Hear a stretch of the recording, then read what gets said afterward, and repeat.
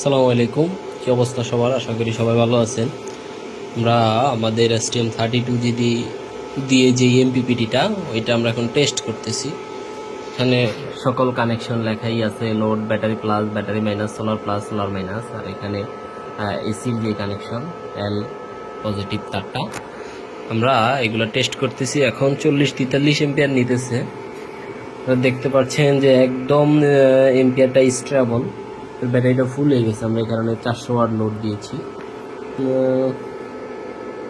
আপনার 43 ampere MPPT, বিভিন্ন বাজারে বিভিন্ন এমপিপিটি পাওয়া যায়, ওগুলোর এম্পিয়ার অনেক লাফালাফি করে। আমাদের এম্পিয়ারগুলা একদম স্টেবল থাকে। আর এটা হলো আমাদের ডাবল আউটপুট এমপিপিটি। এটা ডাবল আউটপুটের এমপিপিটি।